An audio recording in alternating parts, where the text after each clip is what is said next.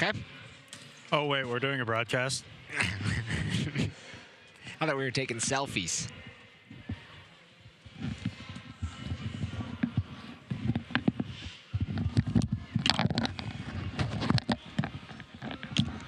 Struggling here. Landon has butterfingers tonight. Everybody watch out. I don't have their lineup right now, but it's all right.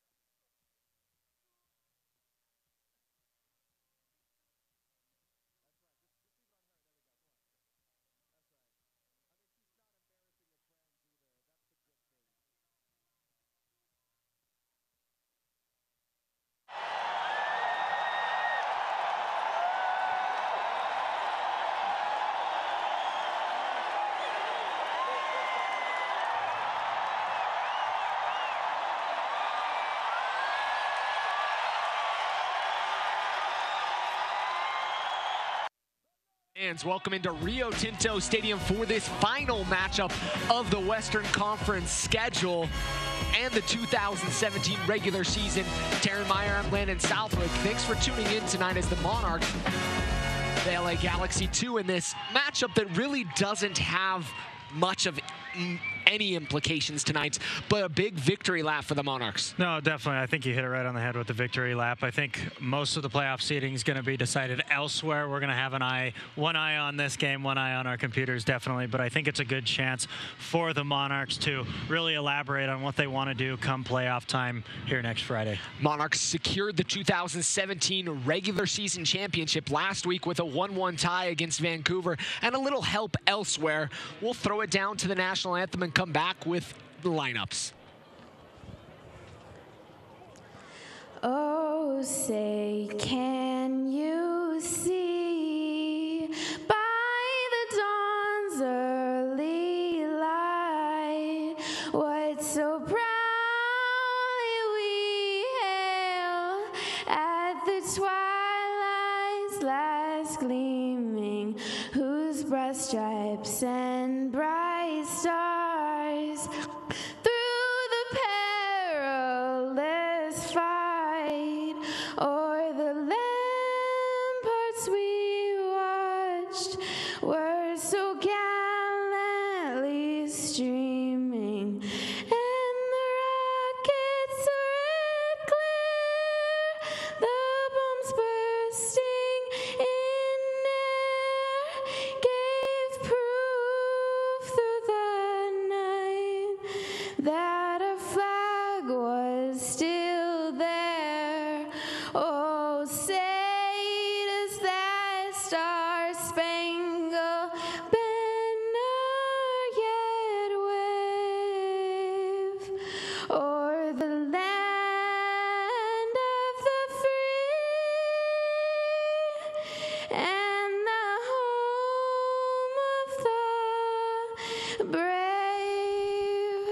Jasmine Eck with the beautiful rendition of the national anthem to get us underway here.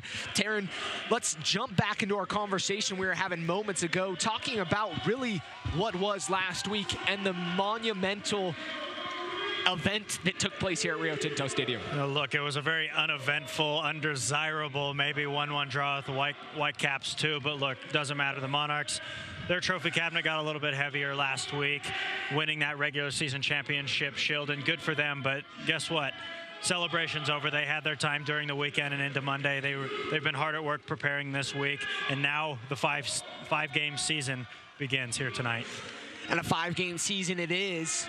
Tonight's, then 4 hopefully playoff games, 1 guaranteed next Friday night here. Tickets already on sale, and an opportunity to come here and join this movement that's been going on this season. Then from there on out, nothing's guaranteed. Friday, win or go home. So tonight, an opportunity for Mark Briggs to kind of tinker with this lineup, prepare his team for the playoffs. Let's look at the starting lineup for the Monarchs. Sparrow's back in goal. Putna played the last 4 games or so in goal. Sparrow back in goal. Taylor Pay out on the right, back from having surgery on his hand. James Moberg, Emilio Orozco, Max Lakawecki make up your back 4. Juan Mare, Diego Calvo, Nick Beasler, Sebastian Velasquez, and Danny Cruz make up the 5 in the middle of the park. And the man in the MVP question, your favorite, Chandler Hoffman, sitting on 16 goals, 7 assists, told us earlier he wants to get a hat trick and push himself to 20 goals to surpass Dane Kelly of Reno to get that golden boot. He's got an opportunity tonight, and a guy that is very good in situations where he's poaching. Galaxy 2 have given up 63 goals on the season, so a team that leaks in goals and hasn't done a great job of keeping clean sheets. Mark Munoz is the head coach for the Galaxy. Let's look at their lineup tonight. Vomstieg in goal, Arellano, Angola, Payeras, and Turno make up the back 4 for Galaxy 2. Covarrubias, Villarreal, Vera, and Fuji in the midfield, and up top, Dylan and Zuback. Look for them to give the Monarchs backline trouble here tonight, trying to prove a point. As we're moments away from getting underway, Hamid Sadehi will be the referee for tonight's match. TJ Zabalecki, David Rozek, and Christy Mack are the officials for tonight. Pretty good crowd on hand here tonight. A cold night here at Rio Tinto Stadium in the mid-40s. Fall and maybe winter has set in here along the Wasatch Front. I think I forgot my mittens today. Sebastian Velasquez will get us underway. Monarchs quickly looking forward to Hoffman. Hoffman, a former Galaxy player in the Galaxy organization, won an MLS Cup there for that side. No, I expect the Monarchs to come out in this game and drive at the back line of Los Dos here tonight. Try and put in the goals and the season and the regular season, for them on a high. Both teams going to take a few minutes to feel things out. Monarchs do a good job of keeping possession here. So you'll see them swing it a little bit along the back line. Moberg looking for Mare. Cruz is going to come back and play it back to Connor Sparrow. Captain Jack Sparrow back in the net for the Monarchs. Putna had a run of games and did a phenomenal job in goal. A nice opportunity for Mark Briggs as he has 2 keepers that are very capable of being in the net. And both are confident and both in form right now. I was talking to Connor, I believe it was yesterday, talking to him about possibly getting back into the lineup and the prospect of getting back into the lineup. And look, he was only out for, 4 games? And he was already chomping at the bit to get back, and he's still in the form. He left the net. And like you said, Mark Briggs having 2 very good options in goal heading into the playoffs next week. Ball's going to be switched by the Monarchs. Cut off. Ball was looking for Cruz. Mare is going to apply pressure. Beasler, kind of the mainstay in the midfield, is going to win that one. But Los Dos will possess. Villarreal in the midfield with Covarrubias. Few keys tonight here for Los Dos. Finish on a high, prove a point, disrupt the order of things, the balance of things heading into the playoffs here tonight. Prove a point. Some of these players could be playing for contracts next year, not only with Los Dos, but possibly even the first team. Time will tell, of course. Both teams settling things and feeling each other out here so far.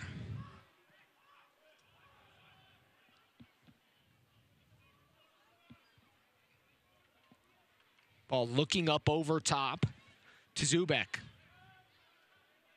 Moberg. He'll settle and play it back to Sparrow. Monarchs have played it quite a few times back to Sparrow here early on. Sometimes that's allowing the team to alleviate the pressure. It'll be out on the far side for a throw-in. Monarchs are moving from south to north or from left to right. They're in their all cobalt kits. Los Dos in their all whites tonight. Good little turn there from Zubek. He's inside the 18, looking to cross it. Pays there to clear it. Still kept inside the area. Los Dos, opportunity just outside the area. Moberg was there to defend. A little bit of a change in the midfield today for the Monarchs. Something we haven't quite seen, a pairing between Nick Beasler, Calvo, and Velasquez. Calvo being kind of the insertion tonight in the change for the Monarchs. Look for him to pair up pretty well. Shot just wide. Big opportunity there for Dylan as he puts that one wide, and a dangerous opportunity at that. Golden opportunity, 4 minutes in. Just can't redirect his shot on frame. So you see it here again. Ball gets whipped across. Bouncing ball, tough to gauge, but nonetheless, you're about 10 yards from goal. You have to put that on frame, especially when you're here on the road. Sparrow will put it back into play. Mare battling up top. Calvo, he'll cut it off. Calvo looking out wide to Hoffman. Hoffman takes a shot, and it takes a big deflection. It'll be a corner kick for the Monarchs. You can tell Hoffman's hungry. He started with his back to goal, immediately turned to face up on his second touch, as we see that here again. Takes his left foot outside of his left foot, squares up to have a go. There's a man on a mission. He's a man who's hungry. Calvo out to take the corner kick. He'll whip it in. Low ball. Unable to beat the first man. Beasler will keep it in. He'll play it back out to Calvo. Calvo, one defender to beat. A few step overs. Goes towards the touchline, looking to whip it in. It'll win a second corner for the Monarchs here early in this match. Like the pressure early on from Monarchs. And if you, just outside of your screen right now, if we can get that view back out on the outside of the box here, just outside of your screen, Nick Beasler hovering about 45 yards from goal. This one's whipped in and finds the back of the net. Emilio Roscoe. And the Monarchs take a 1-0 lead in the 6th minute of play. I was just about to say, keep an eye on the second ball popping out at the top of the box. Nick Beasler so good at reading that ball. No need, the ball gets whipped in. Another excellent cross. Emilio Orozco finding space on the back post, knocking home the game's first goal early. First goal of the 2017 campaign comes on the final regular season game as you see that ball whipped in. Mare went up for it. And Emilio was just in the right place at the right time. Kind of a simple tap in for him there, and the Monarchs take that 1-0 lead. Now, growing up, they always talk to us, coached us, assume the player in front of you is going to miss the ball. Whether that be a defender, a striker, doesn't matter. Keep your eye on the ball. Expect that ball to end up at your feet. That's exactly what Orozco does there. Very easy finish for him in the end. Sparrow looking to pick out Lakawecki. Sent on a kind of a little bit of a low line drive.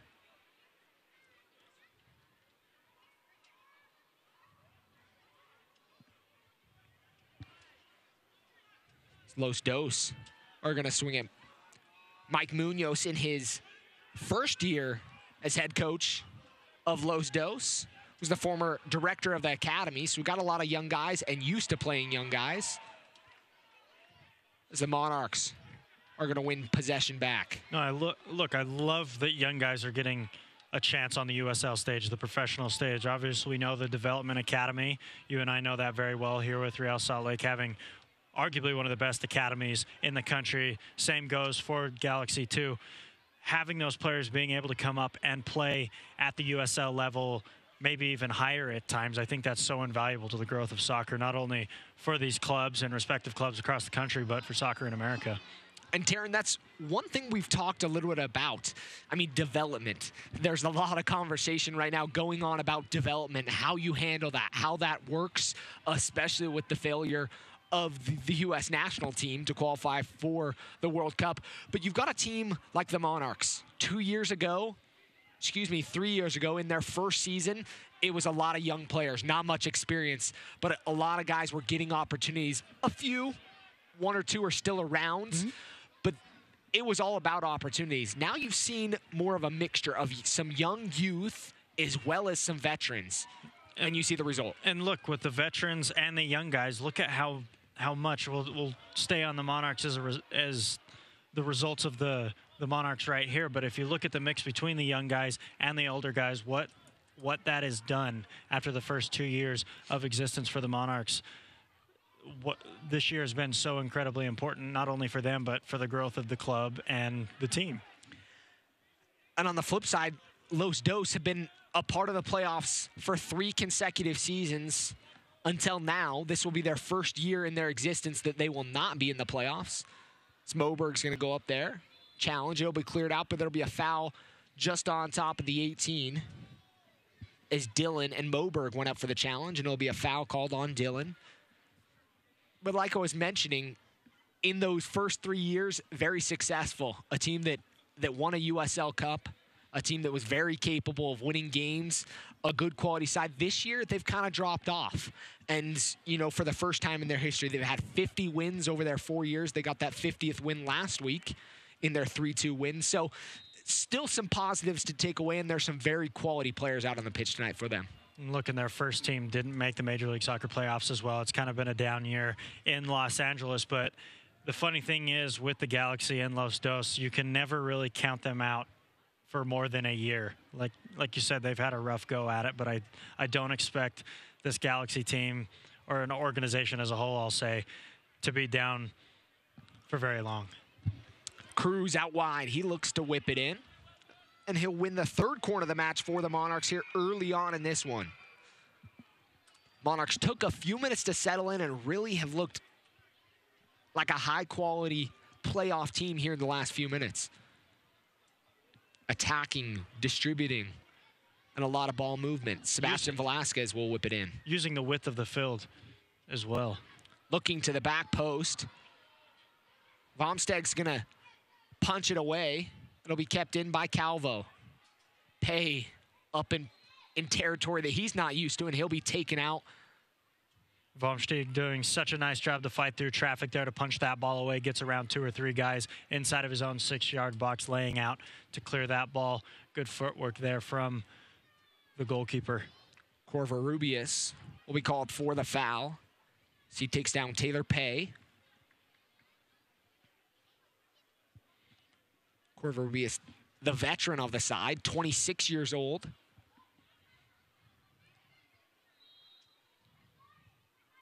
Calvo, he's going to take a hit on goal and catches the keeper a little bit off guard. I think the keeper wasn't quite sure where he was at and kind of pushed it up over the bar. That ball had a little bit of movement on it. He didn't seem quite sure about what he was going to do with it as that ball dropped in over the heads of some of the guys in the box who didn't quite know what to do with it. Elects to parry, when in doubt, box it out. Calvo looking in, unable to beat the first man. He'll get a second opportunity at maybe. Boy, cut off by the Galaxy. Lakawecki does a good job to keep possession for the Monarchs. Cruz will smartly elect to go back all the way to Sparrow.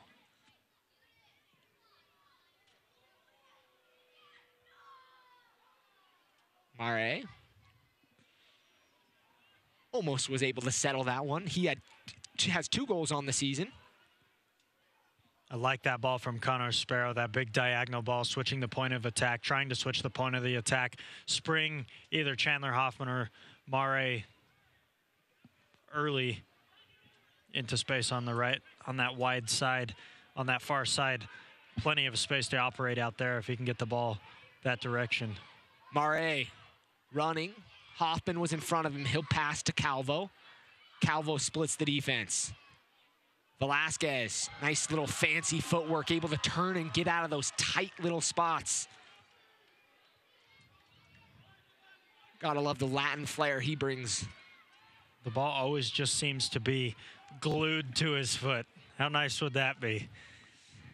Could name a few guys that I feel like it's always that way. One of the others might be a guy that has scored quite a few goals in his life. Not comparing the two, but a very quality guy.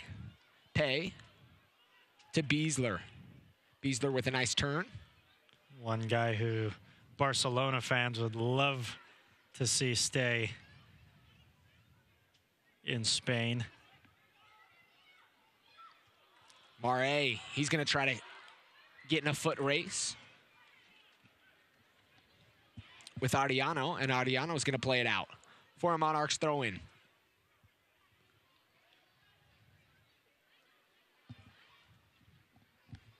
14th minute of play, 1-0 Monarchs. A big switch from Sebastian Velasquez. Lakowecki on the far side. Calvo looking inside to Hoffman. Hoffman was defended well.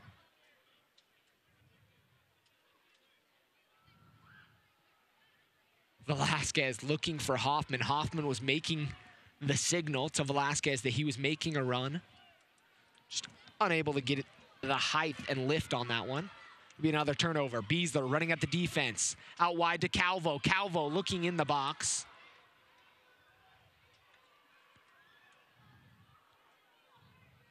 Cleared momentarily.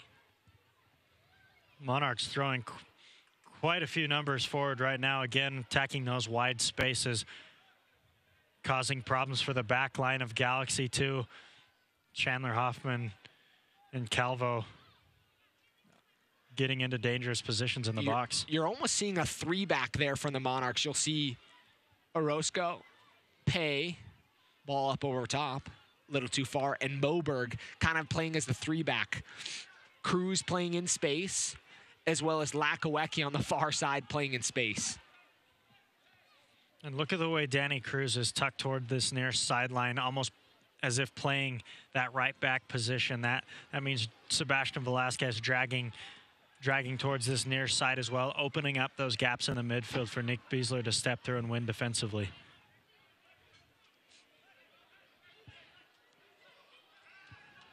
Ariano unable to keep it in. It'll be a throw-in for the Monarchs. Velasquez quickly into Cruz. Kind of caught Cruz off guard.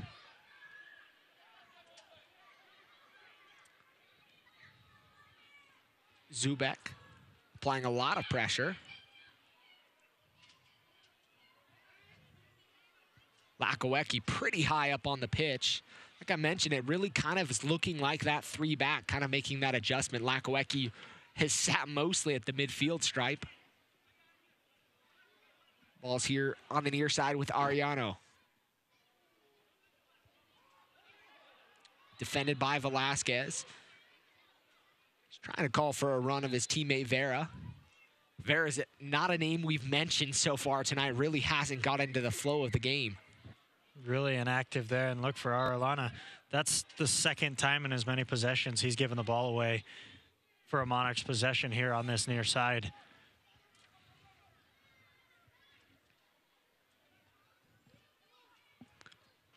Goals starting to come in across the league. I know a few fans have their eyes on the Tulsa, Colorado switchbacks game. It's now 3-2 Colorado in the 54th minute of play. As Mare, he's inside the box, making a run, defended well by Payeras. It'll be ushered across the end line by the captain. Good. You talk about that Tulsa score, Landon. Should Tulsa lose, they will drop to 7th, assuming Sacramento and Oklahoma City Energy draw here tonight. And I know you mentioned this momentarily in the pregame, but Chandler Hoffman, a guy that only needs 3 goals to put himself in the lead of the Golden Boot race. 3. Hey, a hat trick, it's possible. The guy scored 49 goals in his career. Velasquez dancing through traffic. Calvo going forward. Calvo to Lakawecki. Shot! And a deflection. It'll take a corner kick deflection for the Monarchs. I love the way Max Lakawecki is streaking forward on that far side. What a ball here after Sebastian Velasquez dances around his man. Calvo does so well to squeak it through the defender's legs. Max does everything right. Center back recovering there well to knock that ball away before his goalkeeper has to make a save. But again, guys getting forward, flooding forward right now for the Monarchs. Opportunities coming. 5th corner kick in 20 minutes for the Monarchs as they lead 1-0 on a 6th-minute goal. Another opportunity. The keeper's going to punch it away. And a shot by Velasquez and a goal! Sebastian Velasquez with his 9th goal of the 2017 season. And who else? Johnny on the spot again. A little bit unorthodox, but there's not a whole lot that left peg can't do for Sebastian Velasquez as that ball bounces up. Gets a volley on it, but defender on the back post not able to clear, turns it into his own net. I'm curious to know if that will go down as an own goal. That'd be interesting to see. It took that wicked deflection. It looked like it was going to be cleared. Cleared easily at that. But the Galaxy 2 unable to clear, and the Monarchs take a 2-0 lead. That's 2 goals from 2 set pieces. Again, another good ball whipped in. Before the ball hits the ground, Sebastian Velasquez able to get a touch onto it. Defender turns it into his own net. I think you have to say that goes on as an own goal. But it'll be interesting to see how that's marked. Maybe there was enough spin to give him credit. I'm not sure how that goes. I've seen weirder things, Landon.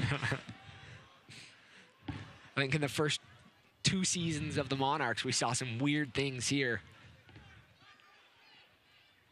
Fun to see them having the success they are this season. Guys flying around tonight. Beasler and Velasquez playing a little 1-2 touch. No, it's good to see the Monarchs getting out here, scoring goals, attacking, because if you're the Monarchs heading in as the #1 seed into the USL playoffs, you want to be confident, you want to be in form, and you want to be at the top of your game. And this is just a game to try and do that. Treat it like a playoff game. Fans, make sure you tune into the USL's weekly show on Sirius XM Radio, Channel 85, Sirius XM FC on Monday nights at 9 p.m. Eastern for the latest news and information from around the USL. Also, don't forget, Sirius XM FC will air the USL Game of the Week. A shot there by Mare. You can check USLsoccer.com for dates and times. That's USLsoccer.com for dates and times. Another opportunity there from the Monarchs as Mare puts that up and over the crossbar. Dylan checking back. Excellent Good ball. opportunity. Sparrow semi off his line. And a good job there by Connor Sparrow. Beautiful foot save there to keep this one clean for the Monarchs. Excellent read there by Connor Sparrow. Backtracking, and that ball by Dylan was played back into the center of the park first time. Connor coming down to close the angle, realizing he's not going to get to it. Next best option, make yourself big, read the play. He does so well to stick that right skate out. Excellent tackle there. The hesitation there almost killed him.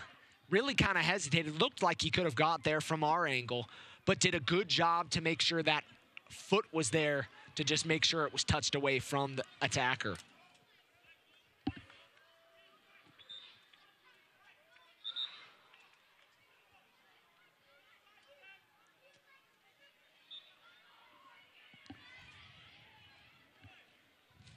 Be a throw-in just in front of the Monarchs bench for Los Dos.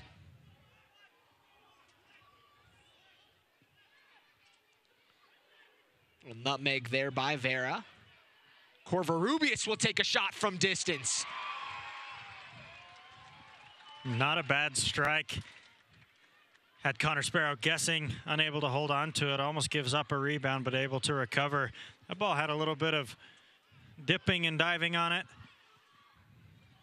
It was a tough ball to handle from distance if you're a goalkeeper trying to read that ball.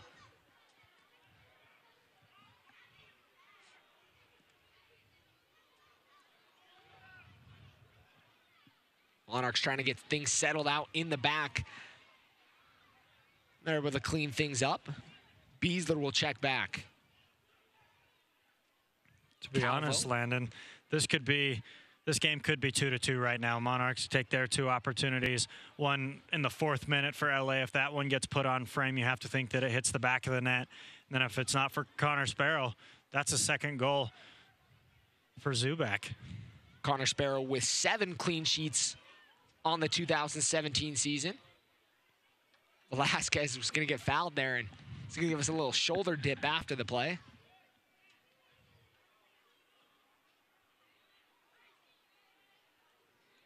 Little too fancy there from the Monarchs. Fuji out wide to Dylan. Dylan tries to play it in, looking for Zubek. It'll be cut off by the Monarchs. They'll look to counter. Mare, he'll go forward. 2 against 6. Beasler in the middle of the pitch. To Calvo. That turn for Mare eliminated 2 to 3 defenders right off the bat. Excellent time turn as Lakawicki gets caught offside there, but just recognizing that that the defenders are collapsing in on you at the exact same moment requires a lot of soccer attention, a lot of awareness, and being able to have your head on a swivel and being able to notice that, to turn and separate yourself. And if too bad we can't get a replay of it, but if you saw when he turned, the defenders threw their arms up in the air and walked away.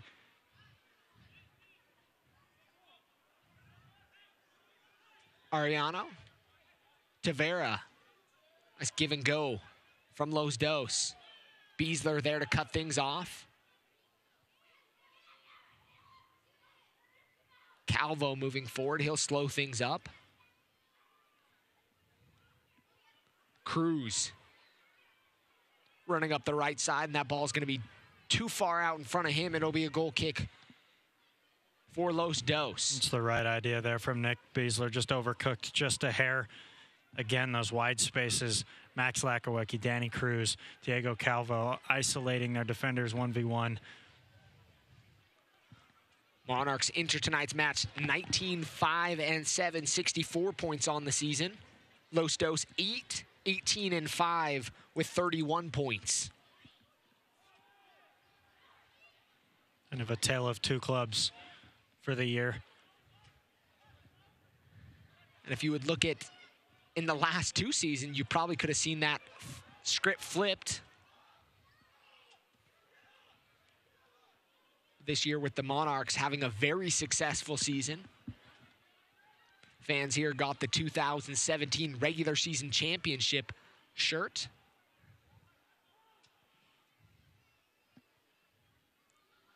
Smoberg lets that one take a bounce. And Dylan's going to put that one up into the seats. Very tough ball for Dylan to turn back on frame. Ball running away from him and coming across his body. Ball always moving away from goal. Not surprised that one ends up in row Z behind the north goal there. Up in the cheap seats. Good thing is there is not a bad seat in this stadium, Landon. Not at all. There'll be a change for the Monarchs here this next season as they'll move into Zions Bank Stadium. Mare, he's inside the box, putting it towards Hoffman. Looks like he brought it down with his right arm. But like I mentioned, Taryn, Monarchs going to be moving into the Zions Bank Stadium out in Harriman. And the league doing an excellent piece on that stadium. State-of-the-art facility out there in the south end of the valley. I was out there earlier in the week. Stadium's coming along nicely, but we always talk about how much more intimate that it's going to be when the Monarchs don't play one under the umbrella of the first team here at Rio Tinto Stadium, but just visually, 5,000 as compared to playing this year and previous years in a 20,000 seat stadium here at Rio Tinto. I think having that 5,000 or so seat stadium will create more of the Monarchs' home, so to speak. Definitely. Fuji out to take the corner kick for Los Dos. He'll put it in the box. Mare there to head it out. But it's still kept in. He'll get another opportunity. Looking to the back stick. Ariano,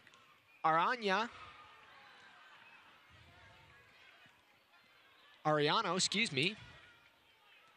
There, Mare is going to be taken out from behind.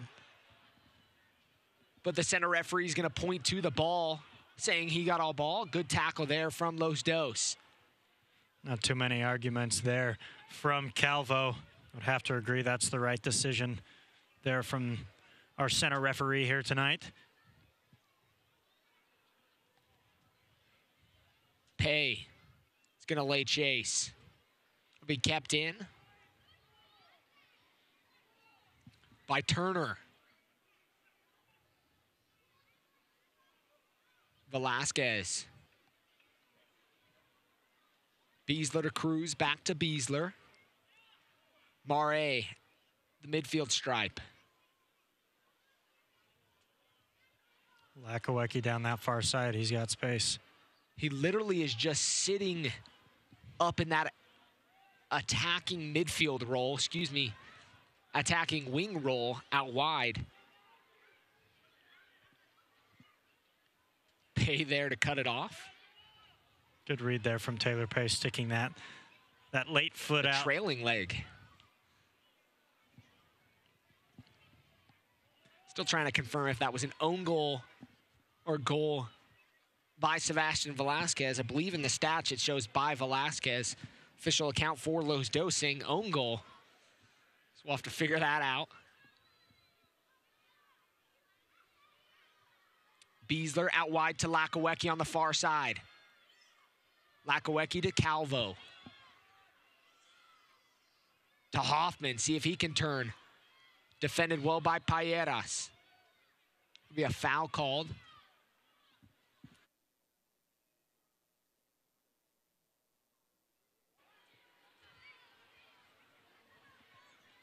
Mark Brigg is going to get his boys starting to warm up here in the 31st minute of play. Still 2-0. Monarchs here on a cold Saturday evening in mid-October. A lot of things going on around, a lot of college football happening. Utah in action currently. Our own Bill Riley on the call of that one tonight. Good friend Bill enjoying some football. His beloved college football, his beloved Utes tonight not with us. He's down in the warmth of Southern California. And tomorrow he'll be on the call of Real Salt Lake's game against Colorado. Big game for the first team, Real Salt Lake in Colorado, needing those 3 points to keep pace in the Western Conference for that final playoff spot in the West, and then heading into next weekend, even bigger. Monarchs here, their first ever playoff game at Rio Tinto Stadium, October 20th, followed by a Sunday matchup, RSL versus Sporting Kansas City. That's a game everybody here in the Salt Lake Valley loves when Sporting comes to town. Couple big Sunday matchups for the first team. Monarchs will end their season tonight and move on to the playoffs. A 4-game stretch, hopefully, here at home. Road to the USL Cup has to go through Rio Tinto Stadium because of their record.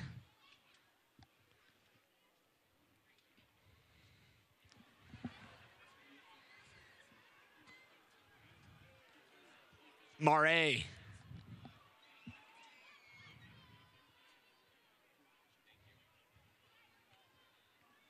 But he cut out by the Galaxy 2. When we talk about the road to the 2017 USL Cup, having to go through Rio Tinto, that comes with a lot of comfort and a lot of discomfort. Comfort, knowing that you get to stay at home if you continue to win games at home. A lot of discomfort because that provides a lot of pressure. That affords a lot of pressure and a big, huge target on the back of the Real Monarchs, and they're going to have their work cut out for them to be able to reach that game and earn some more silverware. There was a good crowd on hand last week, 8,000 fans watching the Monarchs go to the 1-1 draw, but take home the silverware.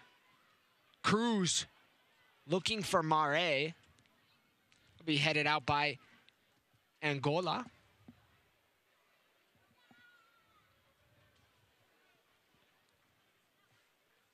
Calvo. He gets around his defender. Velasquez takes a spill in the box. Cruz back to defend. Zubek. Vera to Payeras. Colorado Springs putting up another goal on Tulsa. That score stands at 4-2 right now. Tulsa down 2 goals with 20 minutes left to play, looking like they will drop into the 7th seed in the Western Conference, barring other results in the Oklahoma City game and the Sacramento matchup against Reno in Reno. Opportunity there. Dylan looking for Zubak. Trying to chip it up over the line of defense. Got a little too much under that one. And I like the idea there. Nice clipped ball into the box. Nothing becoming of it. But the right idea there from Los Dos.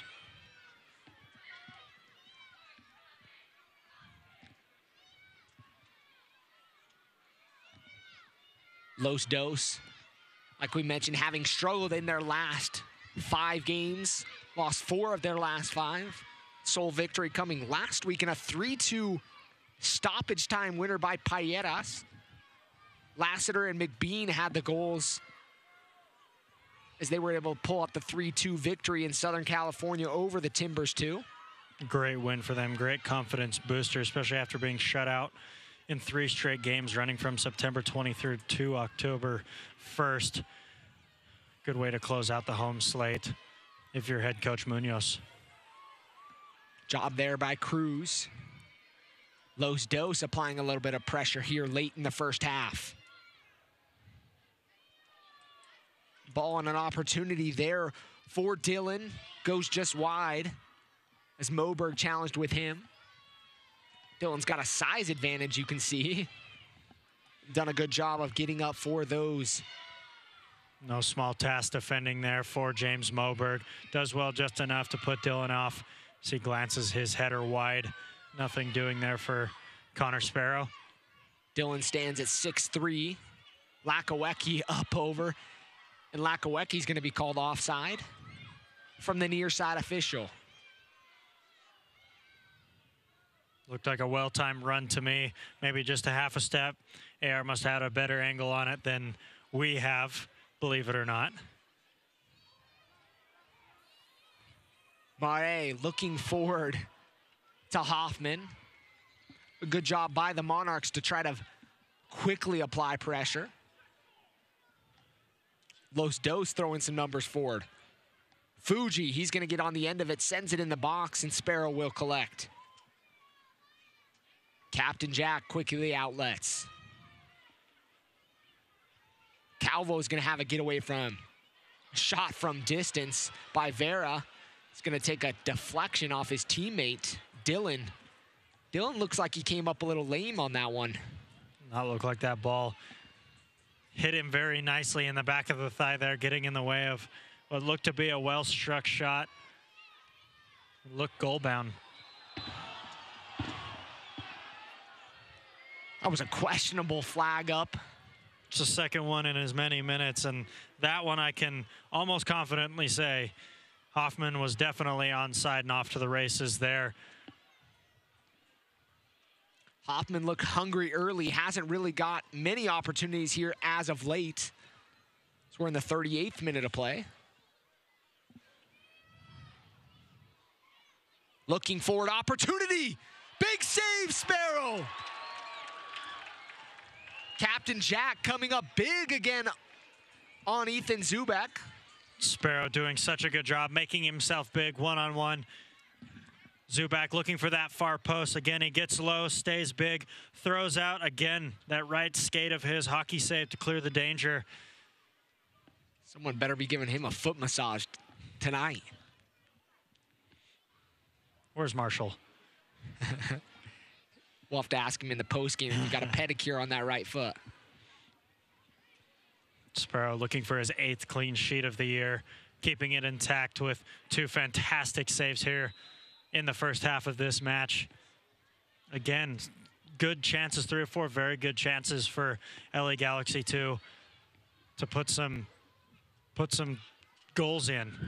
They've had good opportunities, just been unable, better said, not unable to capitalize on opportunities. Connor Sparrow's come up big on a couple of occasions for the Monarchs.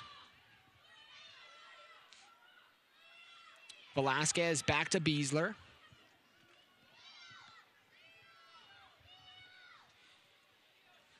Still watching scores around the league. Monarchs waiting to find out their opponents for next Friday. That Sacramento and Reno game will end up being very, very telling. If Sacramento loses that match at Reno, Sacramento will likely end up in that 8th and final playoff spot in the West, coming here to Rio Tinto Stadium, on October 20th, which is next Friday.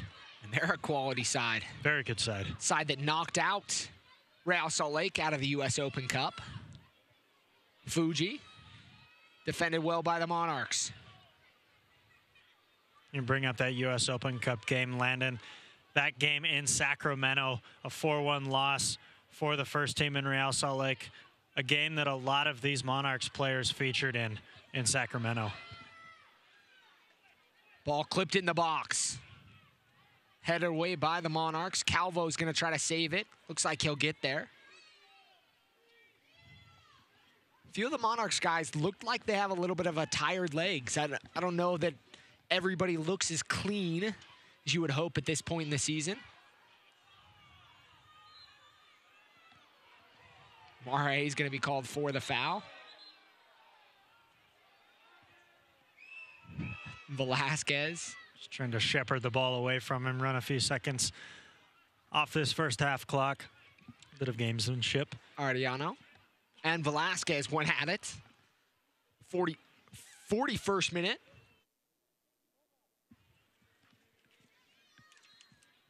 Soccer fans, Nike is an official sponsor of the USL. For more information, visit NikeSoccer.com. That's NikeSoccer.com.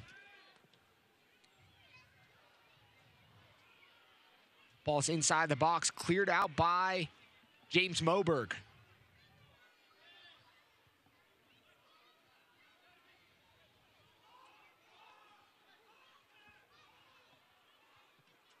This ball is going to be played all the way back to the keeper. Monarchs still lead 2-0 on a goal in the 6th minute and the 19th minute.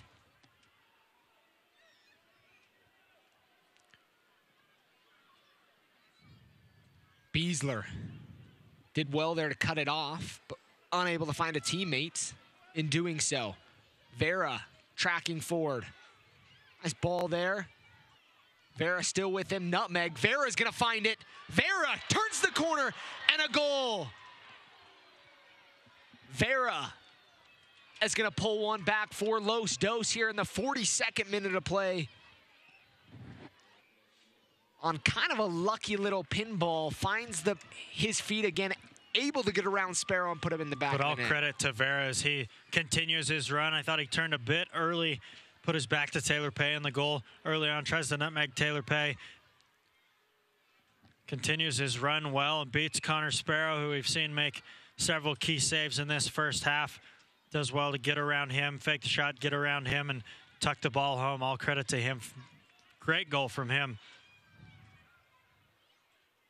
A good little touch there as we get a replay look at that to get away Kind of went at it solo there. Be curious to see what adjustments Mark Briggs makes here in the second half. You've seen this kind of three-back, and we saw that 2 other times this season. Once in Reno and once in Sacramento. Another opportunity here for Los Dos. Shaw takes a deflection. Man, the Galaxy pinballing it off their own teammates. That's the 3rd time tonight. I think that's the 3rd time Dylan has got hit. On a cold night like tonight, that does not feel well. Shot right into the waiting arms of Sparrow. He'll quickly outlet to Mare. Excellent vision there from Sparrow.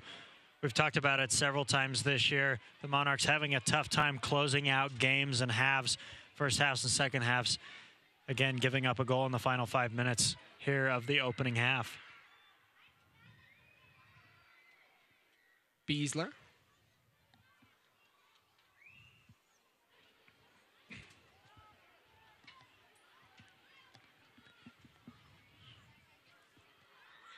To Velasquez.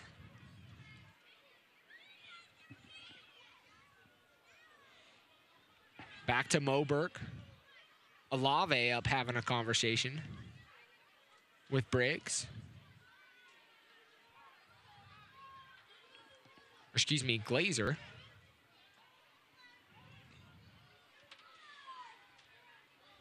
Cruz. Touch gets away from him.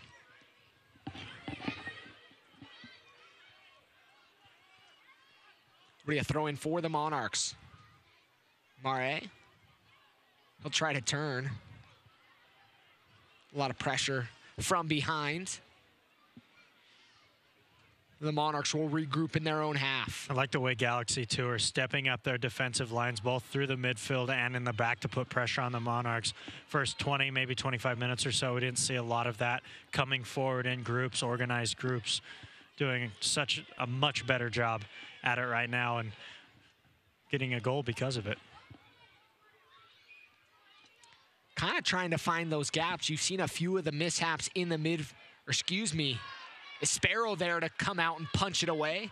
The gaps in between the center backs, or excuse me, the one center back at this point. Velasquez, he'll get it back, still cruising out wide to Hoffman. Hoffman inside the area, shot, and a save there. The angle was cut out as the ball continued to roll away from Hoffman and away from goal. Tough ball for him to find the back post with. Again, ball running away from the goal. Another excellent ball there. Just can't square his hips up just enough to get that shot past Vom Stieg, excuse me.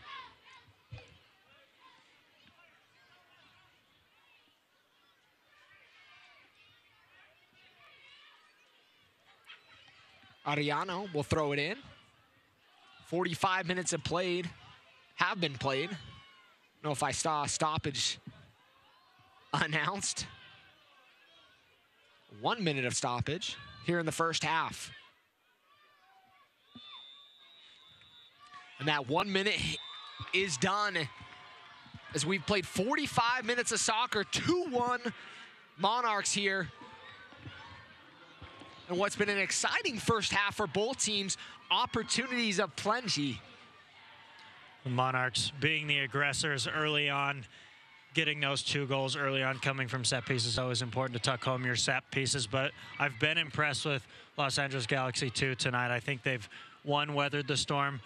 2, they came and got their goal. 3, they could have far more goals. This could be 3-2 as it stands right now, in my opinion. You can't count things out. Opportunities, like I mentioned, for both sides. Opportunity early on for Los Dos when the score was 0-0. But the Monarchs did a good job of capitalizing on the few opportunities they have, and there's some adjustments that can be made. No, look, in the second half, I expect Mark Briggs to make some changes. I think he brings on more attacking-minded players, kind of tinker with things a little bit, looking forward to next Friday. Of course, trying to take care of 3 points here tonight, but I expect some changes for both sides. First half, 2-1 lead for the Monarchs here, as we'll take a timeout and be back here with a halftime interview with Real Monarchs General Manager Elliot Fall. How can I help my daughter with her reading? Searching for help with Dachshund breeding. Why do you not get me? I do. This is what it feels like for kids with learning and attention issues. Redirecting to understood.org. Join parents and experts at understood.org, a free online resource about learning and attention issues to help your child thrive. I'm a retired school psychologist, and helping people was my thing. I was very independent and thought I could take care of myself. I fell, and I had to have Meals on Wheels. After my stroke, when Meals on Wheels started, I was on the other end of the stick, so to speak. Meals on Wheels coming to my door as someone who's housebound, having someone check on me, assures me that I'm not forgotten. Meals on Wheels has given me a mode of freedom that I wouldn't have otherwise.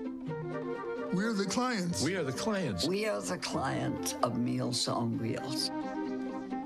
America, let's do lunch. 1 in 6 seniors faces the threat of hunger, and millions more live in isolation. Drop off a hot meal and say a quick hello. Volunteer by donating your lunch break at americaletsdolunch.org. At halftime, welcome to our USL studios. Storylines abound in the USL as the season nears its conclusion. Record-setting attendance, just one of the many focal points that we could talk about. It's what we do talk about here. With Morgan Conklin, Mike Watts, big milestones over the weekend. At Rio Tinto Stadium, over 8,000 witnessed as the regular season championship trophy was hoisted by the Monarchs. It's just part of a larger milestone weekend for the league. And the big story of the league is the USL crossed the 2 million in total attendance mark and became the first North American Division II league to do so. But it's not the league that does it. It's individual teams with their fantastic fan bases, new homes. They're setting records too. And that's led by FC Cincinnati with almost 340,000 fans at Nippert Stadium during their home games this season. Also, Sacramento Republic FC averaged a sellout crowd each home game at Papa Murphy's Park this year. Ottawa Fury FC also saw 6 figures in their season attendance. In total, it's 2 million through the turnstiles. It's a giant increase league-wide. An increase of 33% so far, and there's still 1 week to play. So the story is about expansion teams rising, teams falling, playoff hopes, some dashed, some just now beginning to find its legs. We're enjoying all the fans that have made it out so far, many more to come. For Morgan Conklin, Mike Watts for the USL Network, enjoy the second half. Maybe you can make retirement happen. After all, you made home ownership happen. Homeschooling yourself on loans, beefing up your credit score. So I'm pre-approved. You were like, yes! Sorry. Color coding listings, ticking boxes, and flushing every toilet in a 20-mile radius. Home sweet home. You aced house hunting. Now get the tips you need to get on track at aceyourretirement.org. There's a shelter pet who wants to meet you. Meet one today. Visit theshelterpetproject.org. Adopt.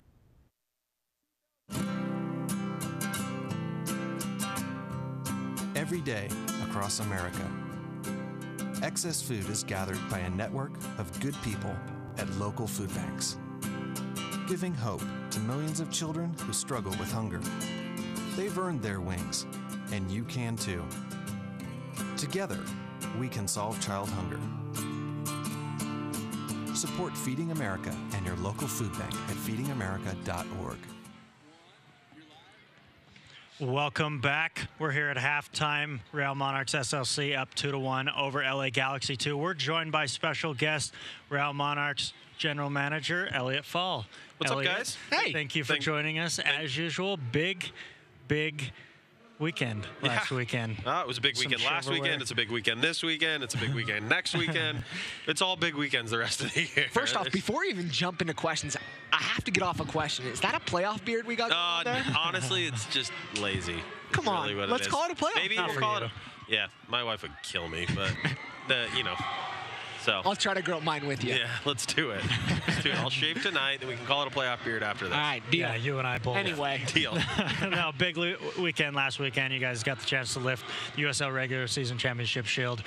right on the field behind us. How did that feel for you guys? Yeah, I mean, it was awesome. It's, you know, I think it's a real credit to the work that's been put in by the entire staff, the coaching staff, and all the players. They all deserved it.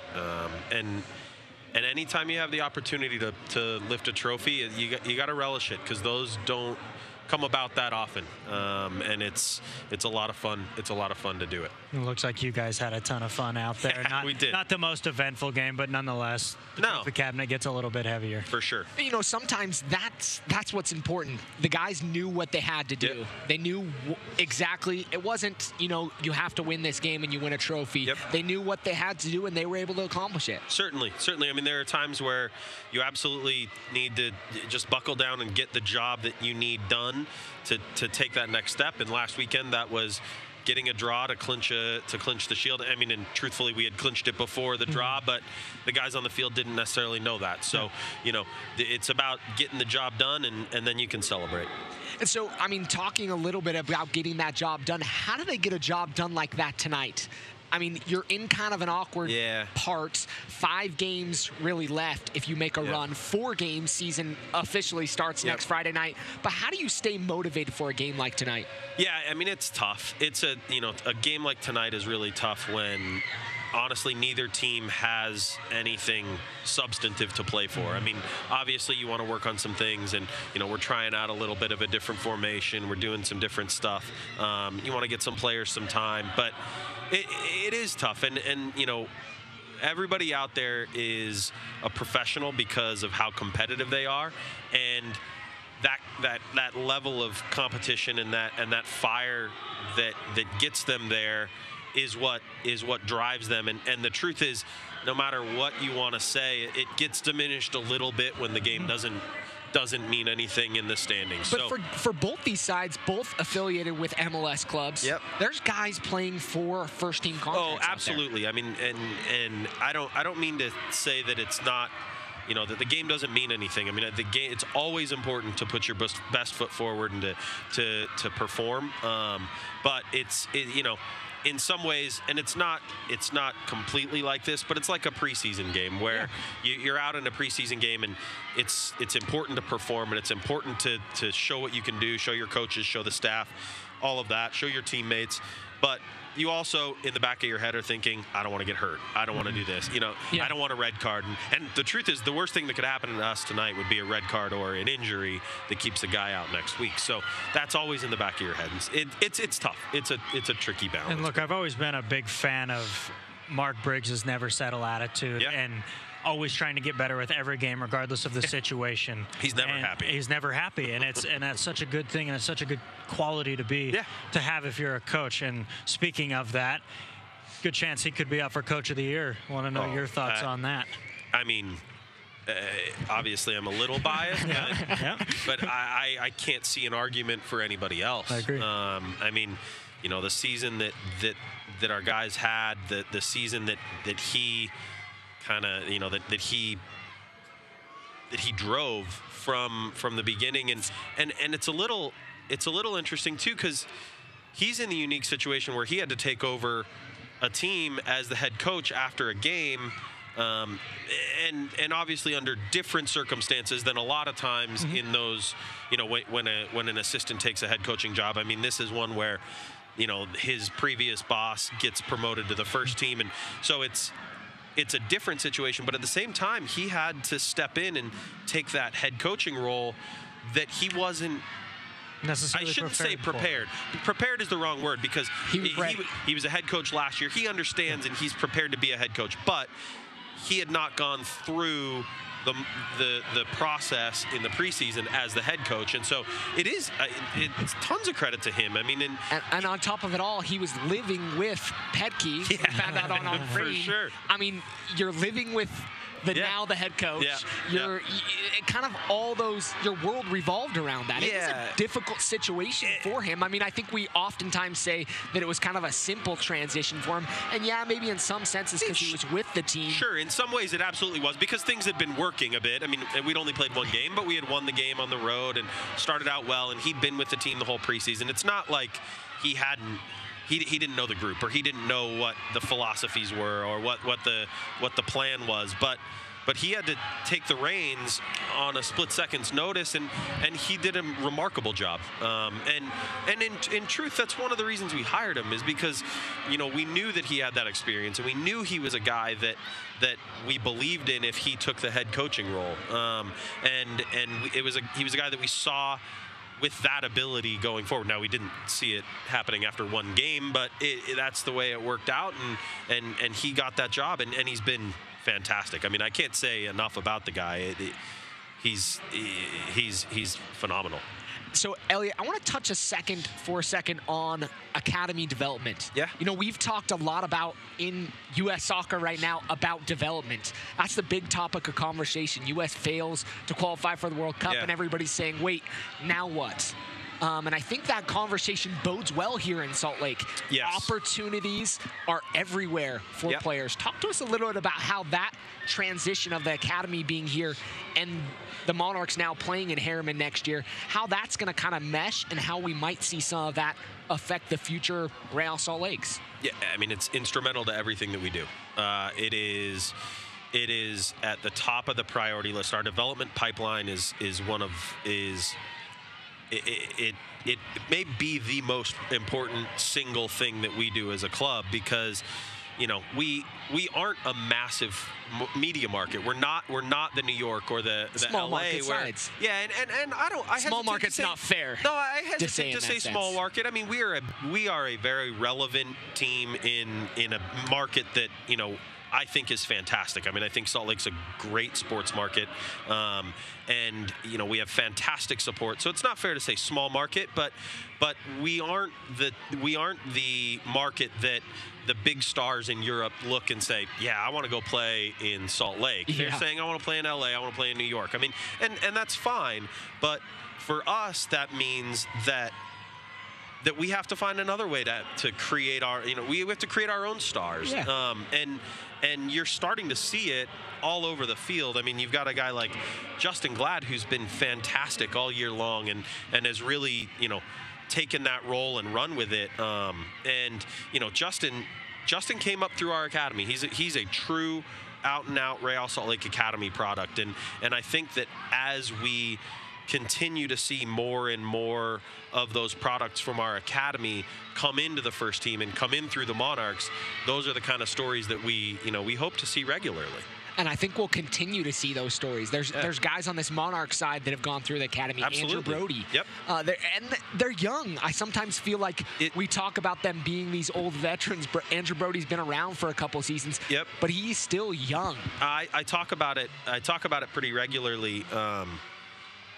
We're only starting to scratch the surface of what the academy system can do in our game and in our league, because the oldest academy products, the guys who started in MLS academies, they're 20, 21, 22 years old. Which is crazy. And so when you start to see crops of kids that are 26 and 27 that spent 10 years or 13 years in a program like Real Salt Lake, that's when we're really going to see the true fruits of that labor, and that's an exciting thing to be a part of. You talk about like the Masia and places like that. Those academies have been around for years on end before they're even producing 1-2 players, but they've been successful at that process. Absolutely. I mean, you know, and you look at Barcelona. I mean, Barcelona's a great example, and they produce players that play all over the world, but, you know, guys like Andres Iniesta and Lionel Messi and Gerard Piqué, those are guys that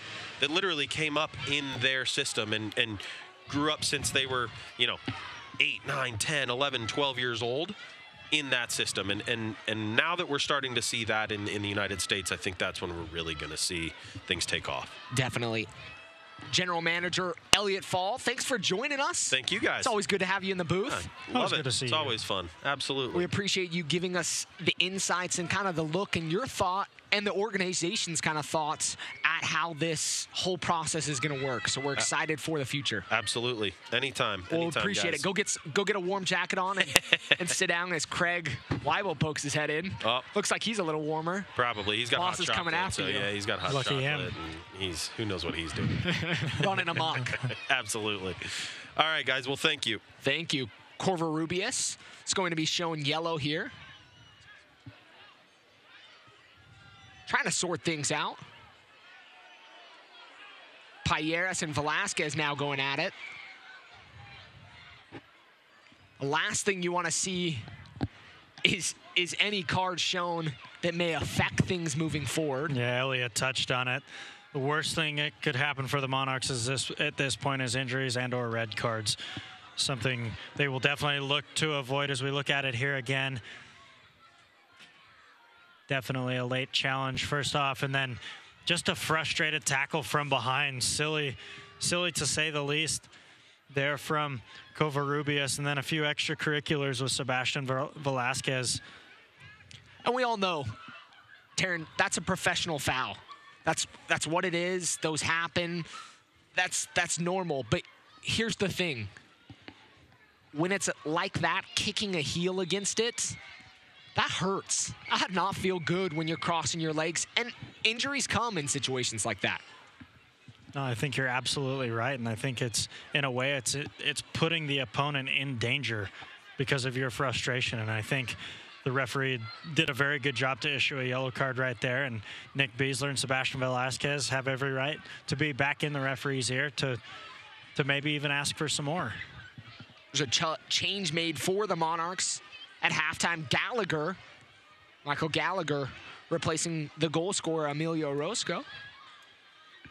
Good to see Gallagher back in the lineup for the Monarchs, dealing with injury this last little while. Good for him to get some minutes, get healthy right before the playoffs begin. Hoffman trying to go forward.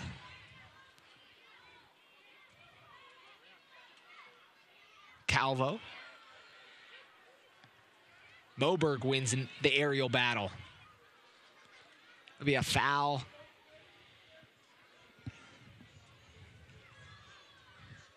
So we're still 2-1 here in the 49th minute of play, second half action. Goals coming in the 16th, 19th, and 42nd minute. And while we were at halftime, Tulsa fell 4-2 to Colorado Springs at home, dropping them down into 7th place. Another game to keep an eye on if you're a Monarchs fan or just watching the playoffs in general. The playoff picture in general is the Reno-Sacramento game, which is now in the 3rd minute of play from Greater Nevada Field in Reno. Beasler looking for Mare. Mare battling with Payeras.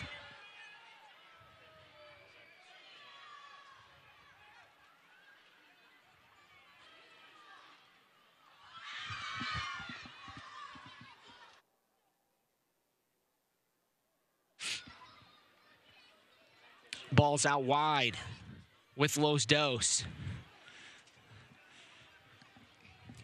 Mike Munoz side, trailing by a goal, still has all his subs if needs be.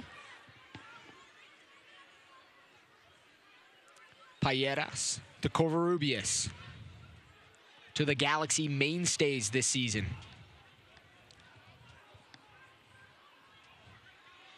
Hoffman's going to apply a little pressure.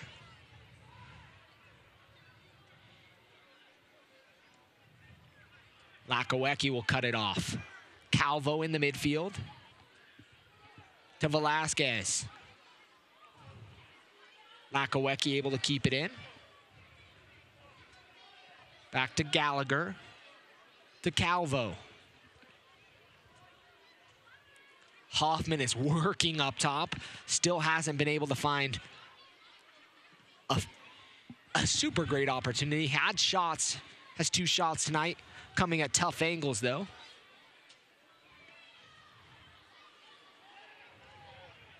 Not quite getting the service he's needing. Few people keeping an eye on the Golden Boot race. Dane Kelly not in the 18 tonight for Reno, your Golden Boot leader, really paving the way in the next 40 minutes or so for Chandler Hoffman to try and surpass him in the race and take the Golden Boot on the last day of the season. You got 40 minutes to score 3 goals. What can you do?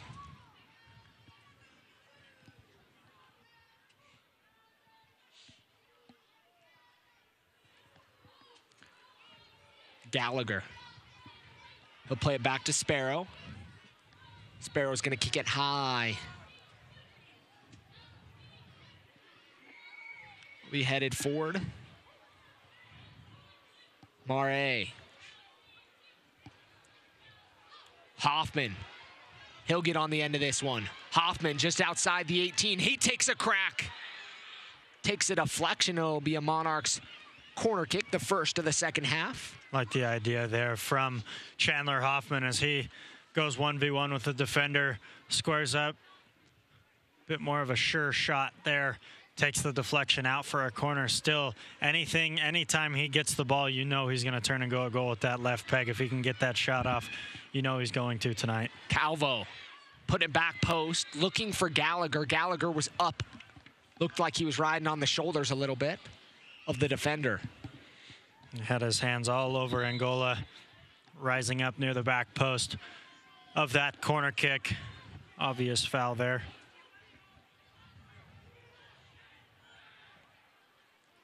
Corvarubius will play it out wide to the far side of the field. Looking up over top, Sparrow's going to come off his line and will collect.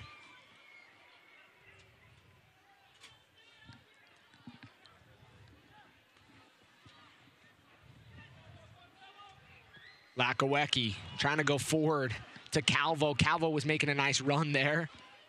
Looked like he mishit it.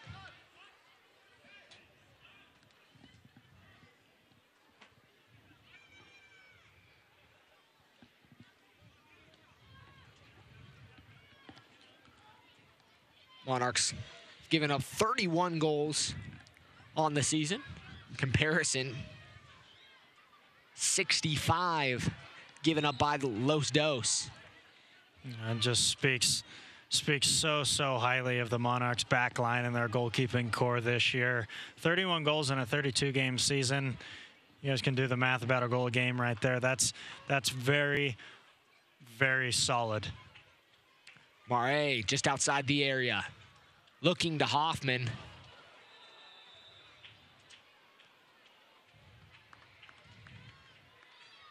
Got a player down.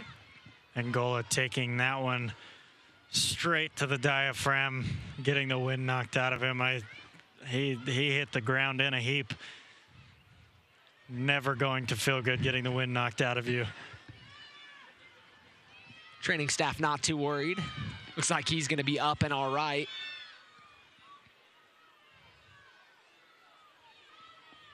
Does not feel good. He had his hands behind his back, no protection. Takes it right square off the chest. It'll be the 7th corner kick of the night for the Monarchs.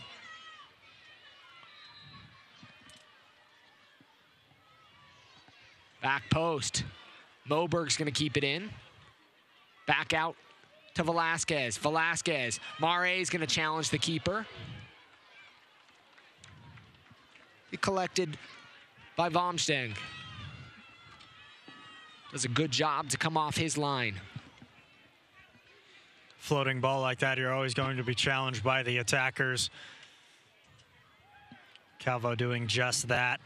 Vomsteg does so well to hang on to that ball, keep a hold of that ball, slow the play up just a bit. I thought that was smart on his part, put his team back into an attacking position.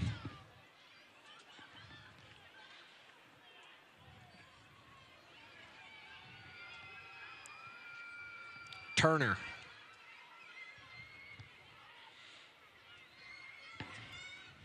Gallagher was there. Monarchs not going to challenge for that ball, and Los Dos will move forward. Gallagher's going to head it, trying to head it out of play, but it'll be a corner kick for Los Dos here in the second half. Second of the match, first of the second half.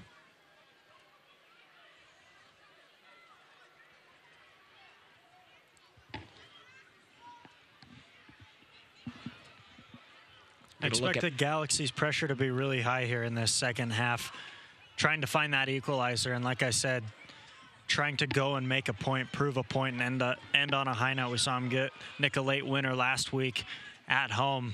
Very well could do it here tonight.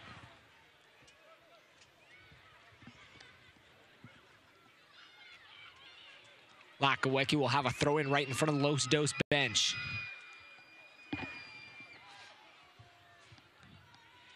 Monarchs still a little bit in their experimental formation. Calvo trying to switch the point of attack. He'll get it out wide to Cruz. Cruz, a midseason acquisition for the Monarchs, coming over from San Francisco Deltas. Calvo and Mare also mid-season acquisitions for the club. Gallagher defending one-on-one. Pay there to cut it out, but not completely. Fuji will keep it in. Corvarubius picks up his head from distance. Opportunity towards the end line. Shot up into the supporter section. It's empty tonight. Supporter section for Real Salt Lake. Up and over the crossbar. I love that team movement there from Los Angeles. Corvarubius picking that ball off, playing it wide, going 1v1. That's not an easy ball to play back square across the face of the area right there. I believe it was Zubak, just can't turn his shot. Yeah, Zubak's done a good job. Dylan and Zubak tonight, both have done a good job. Dylan with 6 goals on the season leads Los Dos with 6 goals and 2 assists. And then Zubak, 4 goals, 3 assists. He leads in the assist category for Los Dos. Both attacking players having quality seasons. Beasler, to Velasquez. That's a tough. You don't like to see that. That's nasty. That is a very nasty challenge, one coming from behind, but Arellano definitely had his arm wrapped around his shoulder as well, dragging him down while tackling from behind. I think that's right. That's the last thing you want to see if you're a Monarchs fan. I think that's the right decision from the referee to just see yellow right there and give him a stern talking to, maybe put him on one more warning. But that's a very dangerous challenge. Lucky that Sebastian Velasquez comes off unscathed there. Any challenge like that, and you would expect he's done after this. So he's going to get a talking to as well. He might be getting a card.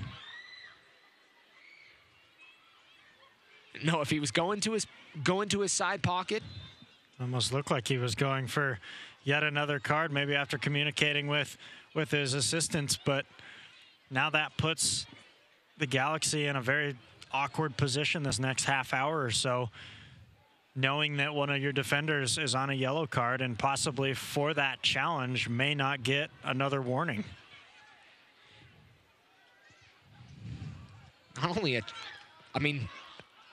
any possible yellow, and I think he could see red real quick. The leash gets a little tighter. Gallagher does a good job to win the header, but he'll be out for a throw-in. Los Dos will have it right in front of their bench. Fuji, leave it to Turner. 60th minute of play.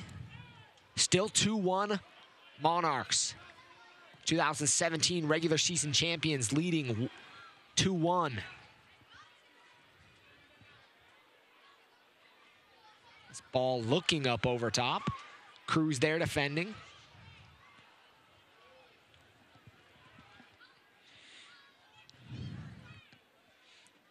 Los Dos will recycle things.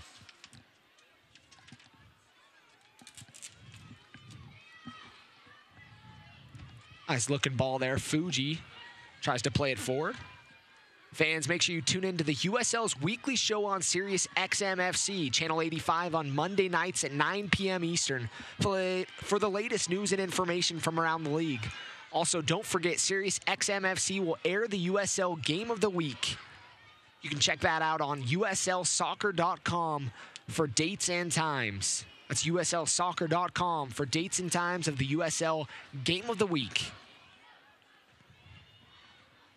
Hoffman was making a run forward. If that would have beaten that back line, it looked like he would have been in. It's been a few runs, a few of them called off sides early on in that first half, into the middle of the second half, where you thought Chandler Hoffman was in on goal 1v1 with the goalkeeper. Referee had other ideas, though. Payeras able to save that one and keep it in.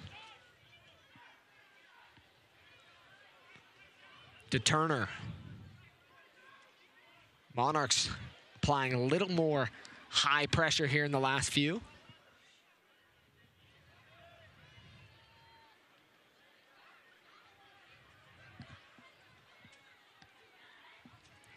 Pay, able to cut that one off.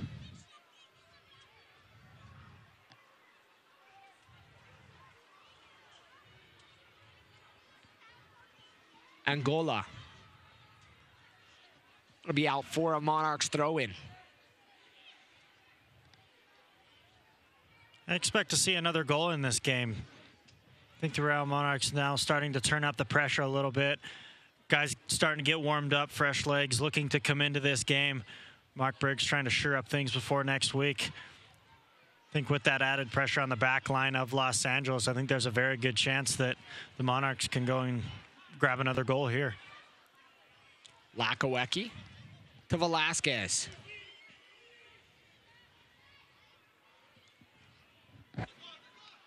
Lakawecki tries to keep it in. Gallagher's pass was just a touch off there.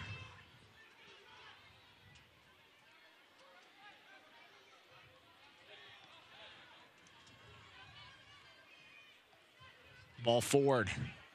Pay. Ooh, a nice little touch there by Pay. Excellent turn there from Pay. Facing towards his own goal. Being pressured heavily. Hoffman to Velasquez. Looks like if it would have just dipped a little bit. Had a little too much pace and was bending away from him. Again, another good checking run to Sebastian Velasquez from Chandler Hoffman. Checking to him. Dropping that right shoulder, spinning off, looking to get in. The ball just played on the back shoulder. Turner.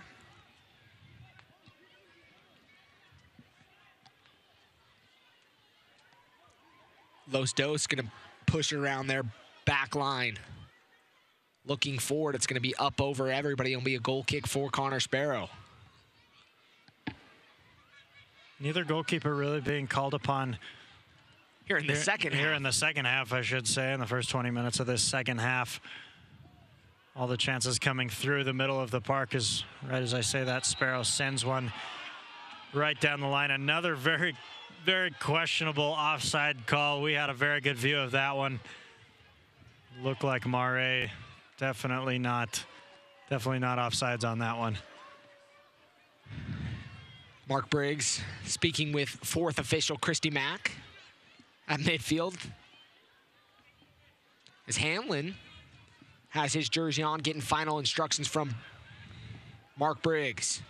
Hanlon been rehabbing a bit of an injury the last several weeks. Look for him to come on, and big chance there for the Galaxy. Before I was saying that look for Hanlon to come in and be that fresh legs, maybe throw another option in the midfield for Mark Briggs come next week. I know we've been talking a lot about next week, but that's really what the Monarchs are trying to see in this game and how they're trying to evolve looking ahead. You know, wouldn't be surprised to see an adjustment of Calvo maybe coming off. We'll see this substitution made. Velasquez will come off. Probably time move. to keep him healthy. Smart move there from Mark Briggs. Sees the game's getting a little bit chippy. Velasquez always involved in the middle of the park, sometimes in the extracurriculars, but a lot of players like to take swings and take wipes at him. Good to get him off, keep him healthy for next week, keep him hungry for next week even more so. What a season Sebastian Velasquez has had. And he's another one that, you know, sneaking into that MVP race, has had a very high quality season. 9 goals, 6 assists, and really missed a stretch of a few games where he didn't play. No, he's been so good this year. Really just rejuvenated, to be quite honest.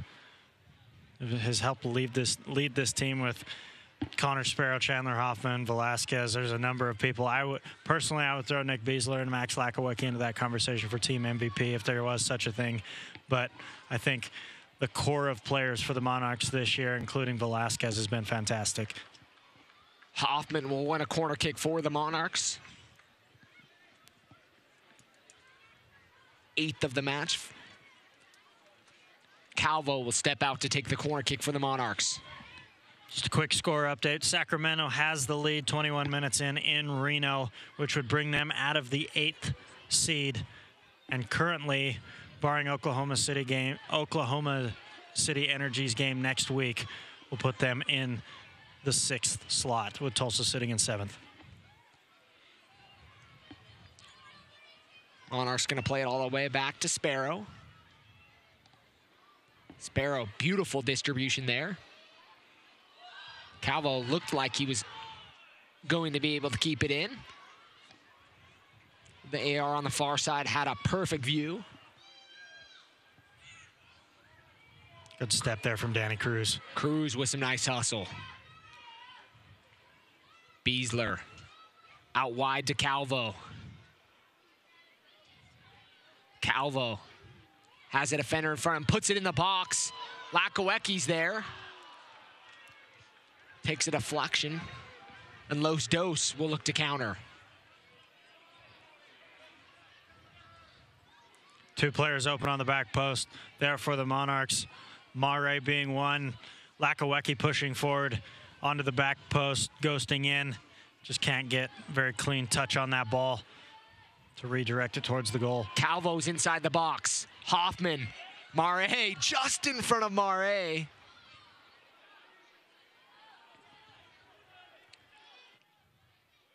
Lakawecki.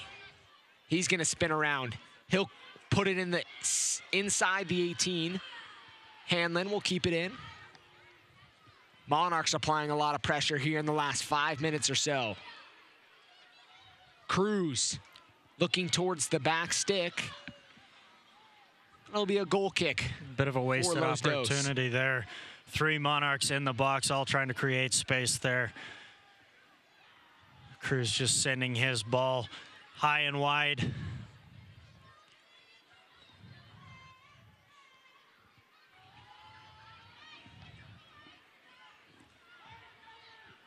San Antonio FC's finished their 2017 season with a 3-1 victory over Rio Grande Valley. Calvo looking for Hoffman. San Antonio solidifying the 2nd spot in the Western Conference playoffs, taking that 2nd seed right behind the Monarchs. And man, are they a good side, a good, strong defensive side, a side that's done good all season long to keep shutouts. Restrepo.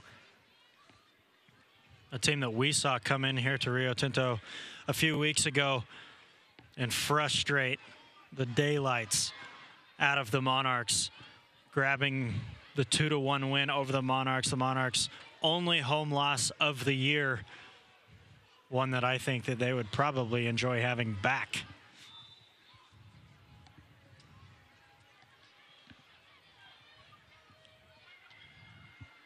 We cleared out by the Monarchs. Hoffman applying pressure there.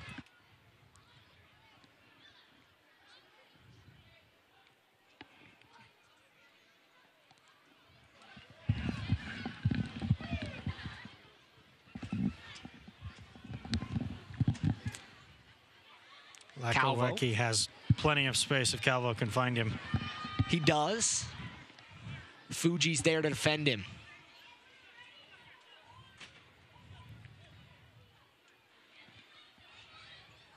Mare.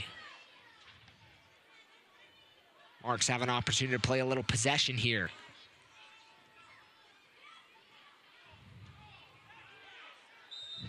Gallagher's going to be flagged. You could see he had the hands. Just curious to see if the referee was going to call that. Gallagher trying to disguise a little bit of a tactical foul there. Knew he was beat. Good spot there from the referee. Had a good angle on it. Sometimes you get caught, sometimes you don't. 72nd minute of play. Monarchs still lead 2-1 here in the regular season finale.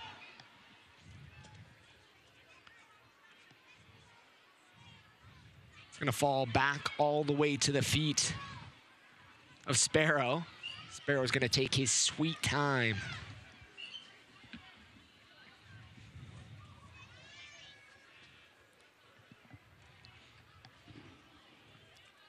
Looks like there's an exciting football game going on. A lot of fans have their eye on that one. 21-14.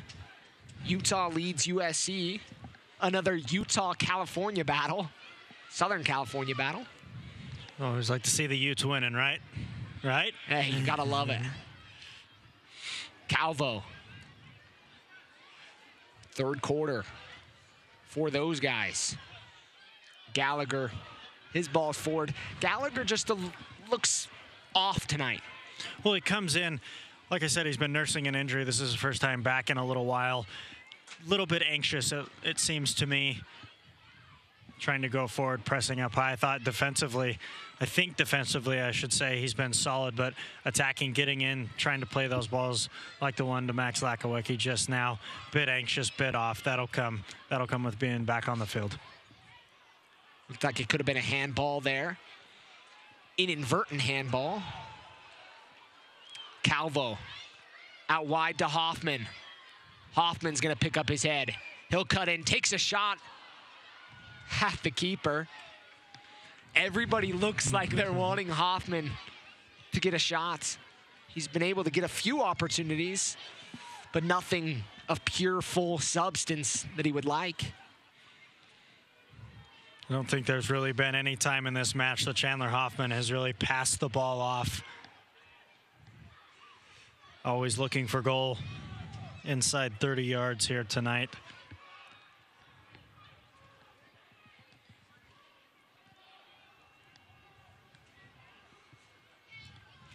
The pink nets on the back of the nets tonight. Excuse me, the pink nets on tonight. Breast cancer awareness.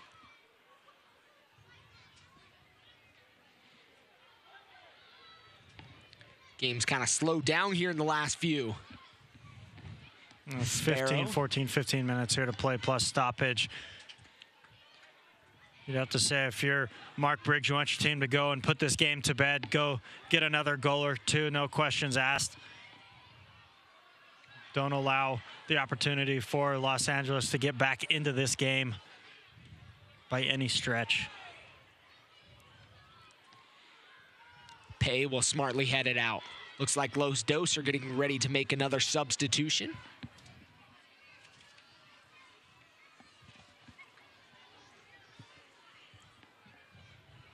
Alex Mendez.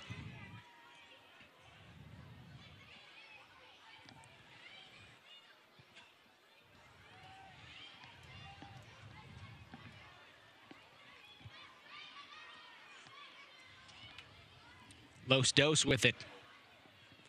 Inside their own third.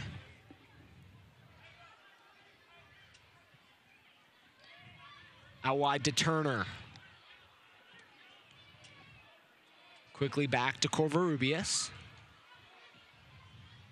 Monarchs now with it. Calvo. Out to Cruz. Cruz making a nice overlapping run to Mare. Mare puts it up and over. Good opportunity there from him. And that's the chance to put the game to sleep. Not timing that very well was Juan Mare, turning, trying to shoot that ball blind when Don't think he quite realized how much time he had before a defender was going to close down on him. Puts his attempt up and over the bar. Another chance for the Monarchs goes beckoning late in the game. Mendez on for the final 15 and change. He'll replace Justin Dillon. I thought Dillon was good tonight. I thought he created space, wreaked havoc for the back line of the Monarchs. Tested James Moberg and Taylor Pay, especially in the air with his big frame of his. I think now that Mendez comes into this game, it's a fresh set of legs attacking that back line. And I would agree, Dillon had a phenomenal game, and he's really done well all season long. Looking at his statistics, 6 goals, 2 assists, a guy that's been, you know, a goal scorer for this Los Dos team that struggled to score goals. A constant presence. Will be a throw-in for Los Dos, and then we'll have another substitution for the Monarchs as Mare is going to leave the match. Daniel Haber, who has 7 goals, 4 assists on the season, is going to enter the match. Another sub that I like so much. Daniel Haber brings that fire and that tenacity, always going at defenders when the ball's at his feet. Like you said, 7 goals on the air, no stranger to bagging goals. See if he can be the one to put the game to sleep as he goes on a run right now. Oh, good job there by the keeper to come off his line. Los Dos going to go the other way. Sparrow will easily handle inside his box. Fun would that have been? See Haber come on instantly and make a difference. I think head coach Mark Briggs may or may not have taken the credit for that, if that were to happen, of course. Haber's a USL guy. It's had a great season. Last season, played with the Whitecaps too. Coming over from that side, does a good job here, or has done a good job for the Monarchs all season long. Scored some beautiful goals and provided several quality assists, a lot of which going to Chandler Hoffman early on in the season during that big run of games where goals were flying in left and right for the Monarchs. But I think Haber, like you said, I think Haber's done great and has only added to the depth of this Monarchs team.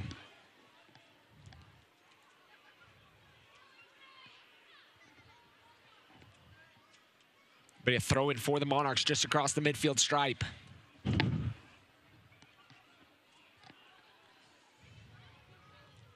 Moberg. A little bit of a dangerous pass there. The Monarchs will maintain possession. Hoffman, he's going to get a run. Looking forward, be cut out just barely. Angola doing well to read the run of Chandler Hoffman there.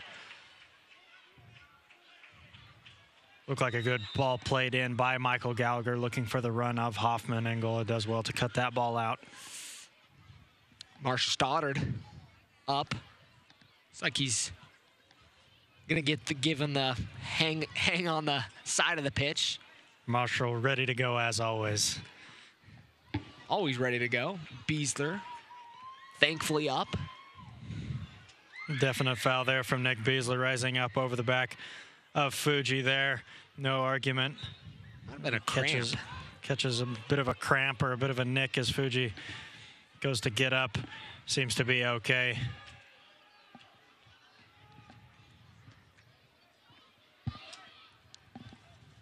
Haber kind of sitting as an attack partner, essentially for Hoffman up top.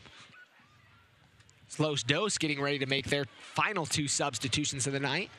It's like Hernandez. I'm unsure of the other number. I'll get that here for you in a second.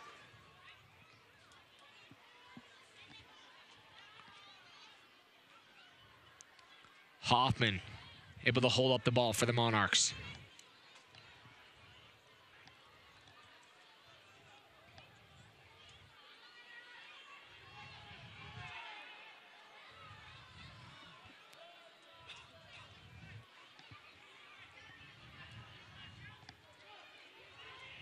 Haber back to Gallagher. Haber's going to get it back to his left foot, looking across the 6. Looking for Hoffman. Ball. Fantastic teasing, testing ball, forcing the defender to slide in and make that challenge to cut out that ball. But again, that's exactly what Daniel Haber brings to the table. Going right at defenders, creating space. If that gets through that last defender there, you'd have to think Chandler Hoffman's there at the near post looking to turn that ball in. Haber will take the corner kick for the Monarchs. Doesn't beat the first guy. Beasler keeps it in. Hanlon back out wide to Haber. Haber's going to pick up his head.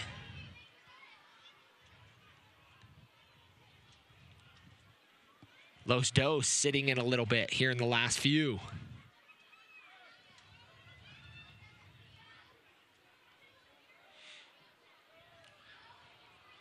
Hanlon looking for Hoffman. Beasler able to clean things up. It's what he's done all season long. He reads the game so well, and he knows when to drop in. Hanlon goes forward with Haber and Calvo. He sits back in that kind of number 6 role, 5 or 6 role in this formation right in front of Pay. Reads that pass so well, that passing lane, and able to be cut out so easily. It's going to be should be a corner kick, but a little applause to the fans. We're going to see a double substitution.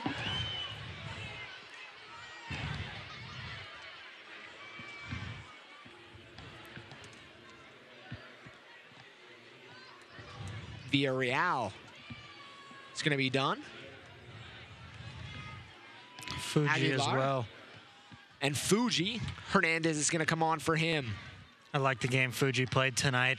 I think we didn't call his name quite a lot, but he kind of was a menace on either side of the field, going left to right, switching positions, keeping the Monarchs' eyes open, so to speak.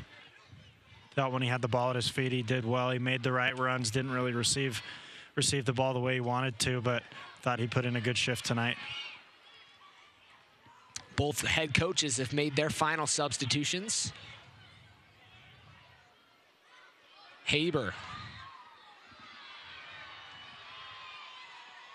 It's going to be cleared out of play, and it'll be a throw-in for the Monarchs. Monarchs still attacking. 84th minute of play, still lead 2-1 here in this regular season finale. Haber gets around his defender, Calvo. To Hanlon. Calvo upset with himself. He looked to try and put his head and his chest over the ball to try and hit a shot there. His touch just gets away from him, slows him down just a bit. Lakawecki's going to win a corner kick for the Monarchs.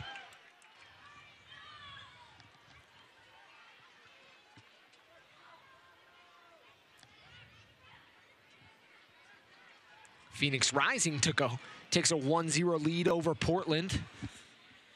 They got to score quite a few goals if they want to have home field in the first playoff game. Calvo. I believe it's 7 goals tonight, or end with a +7 goal differential tonight against Portland. They're trying to lock up that fifth seed right in the middle of the pack of the Western Conference. Beasler does a good job to get in front of Corvo Rubius. It's a lot of goals. Little Twitter conversation going on between them and Reno as they typed it in to figure out how to score 7 goals. Haber is going to get on the end of it. He'll keep it in. Looking for Hoffman. Hoffman was making a dangerous run. Lakawecki, Monarchs will slow things up.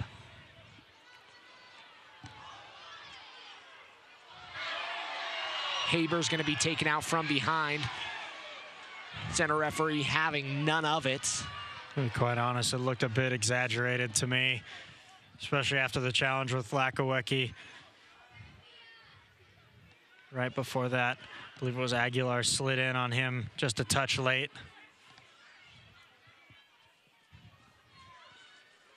Soccer fans, Nike is an official sponsor of the USL. For more information, visit NikeSoccer.com. That's NikeSoccer.com.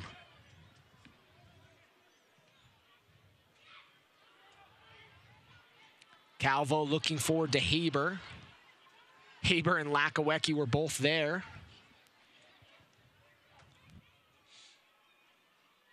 Moberg to Beasler. Beasler had a hand on his jersey from behind. There'll be a foul called just across midfield. Beasler doing well to bait that foul there. He knew he was going to get a shirt full of hand. There he felt it, just tried to stay in front of the ball, knew the foul was coming. Run a few pressure seconds off the clock here. Ball's out wide. Too far for Vera, the goal scorer. Be a throw-in for the Monarchs.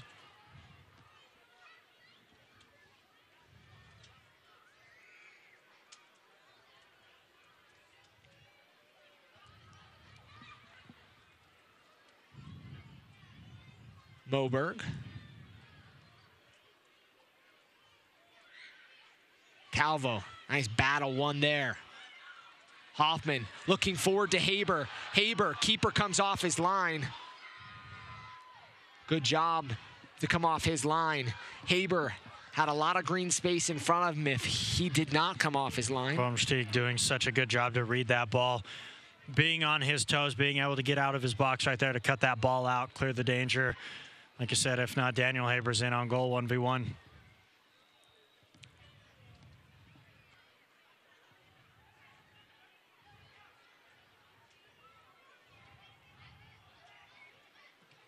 Ball inside the box. Sparrow will collect. Moberg's going to be knocked down. Moberg doing well to shield the ball for his keeper to come and claim. Sparrow calling that ball early, floating towards that back corner of the 6, always going to be his. Like I said, Moberg doing such a good job to let Connor come and get that ball unimpeded. Little battle in the midfield.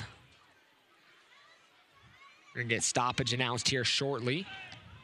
So we're getting late in the dying moments of this one. Don't often see this. The keeper's gonna throw it in. It's a little bit strange. Many times I went to go take a throw in as a goalkeeper growing up, and I was called off. Darren can maybe count the times on his one hand of ever doing that. Chalk that up as another thing we saw here in the 2017 season. It's been a strange season. Sparrow's not going to do the same thing. He'll keep it in his box. He'll kill off a little bit more time. He'll collect.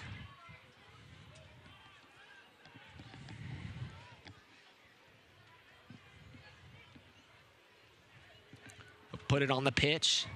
And he'll drive it high and long, looking for Haber. Haber will rise up. Hoffman's there.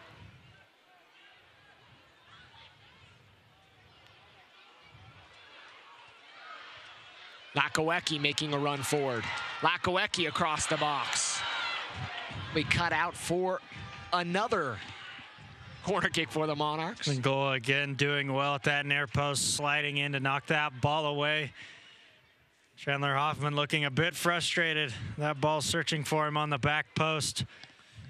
Looking for that 17th goal just to cut the gap here in the dying moments of that golden boot race. 3 minutes of stoppage time have been announced. Calvo's going to take the corner kick for the Monarchs. Put it right into the waiting arms of the keeper.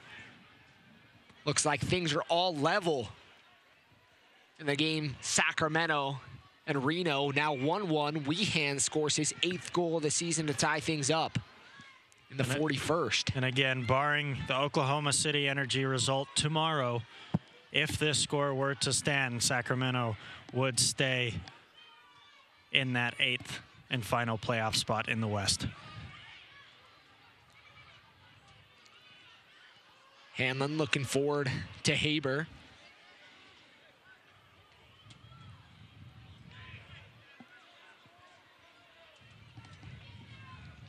So we're a minute into the 3 minutes of announced stoppage time unofficially. Monarchs still with the 2-1 lead. The key for me here in this final 2 minutes and some changes, can the Monarchs continue to close out this game? All season, I said it earlier in the first half. The Monarchs have had a very tough time closing out games. We saw that very apparent in the loss to San Antonio, the only home loss here this year, just a few weeks ago. They want to walk out of here with this 2-1 victory. Maybe, like I've said all half, go and get that third goal.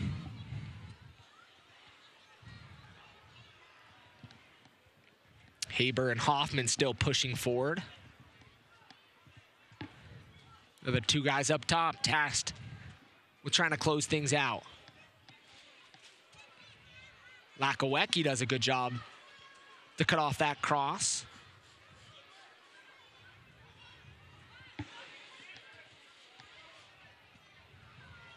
A battle going on off the ball.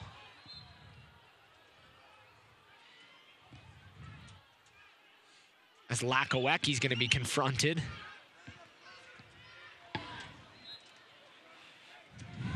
Von Stieg flooding forward now into stoppage time. Los Angeles looking to throw everything in the kitchen sink at the Monarchs, trying to get the equalizer here late. Ball is still in the box. Sparrow almost out there to clear it. It'll be a foul. Cruz, a few guys, still a battle going on. Man, this is when you hate to see this late in games. Keep your head. Sparrow's down. And a red card has been shown. Straight red card. I'm not sure who it was shown to. Who. Monarchs looking just to defend their goalkeeper. Sparrow's bleeding. Jeez. Have to get that patched up before he's able to come back and play here in the final moments of this game. Looks like Angola, the one sent off for what appeared to be a studs-up challenge on Connor Sparrow. You'd have to say rightly so, going in on a goalkeeper like that. Not sure he ever really had eyes for the ball. Taryn, like I mentioned, this is, you hate to see that. He's going to have to change jerseys at this point. Such a late thing in this game.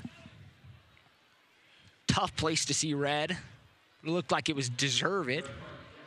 No, that's something you never want to see with players, especially now. We know, we talked about it, Los Angeles, they're effectively done. They've been out of the playoff race now for a few weeks here. Maybe some tension, some frustrations boiling over just a bit. Bit tenacious trying to get that ball in, but you never want to go sliding in studs up on a goalkeeper. Oh, and then fighting with the defenders, trying to defend the goalkeeper after the fact. So you're always going to see red. You're always going to see red. So we'll take a replay look at that one. Ball really not cleared very convincingly. Oh. Stud straight to the face. And you know, the one thing is, as a player, at that point, you're glad to see your defenders coming in defending the keeper. That's your goalkeeper. That's your teammate. That's your friend. That's your teammate. And that's a guy that you're on the field battling with. Of course, I'd love to see them getting into it to try and protect somebody. I would expect that all over the field. Of course, be smart. But you do have to show and protect. Not quite sure this one just hasn't been called at this point. So deep into stoppage. We're 6 or 7 minutes now. Mark talking to the fourth official, I'm sure, asking if the game after the ball is sent can just be called being effectively over. Monarchs going to move to 25-7 on the season, 67 points. Their best record, all-time Galaxy 2 going to move to 18-6 on the season. Really know what the conversation is on there, trying to figure out it's over. Maybe a bit of discussion about the extracurriculars, the pushing and shoving going on after the fact.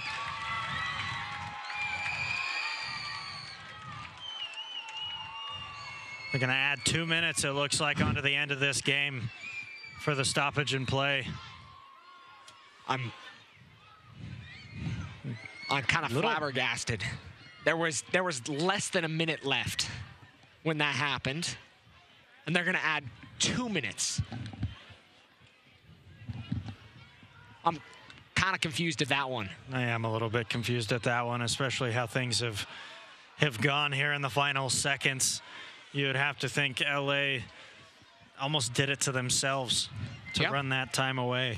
And if you're Mark Briggs at this point, you don't want your team on the pitch. You don't want any injuries to happen. No, absolutely not. And if you're LA, you don't want guys getting red cards as the last steps that they take in the 2017 season. It's a yellow card shown.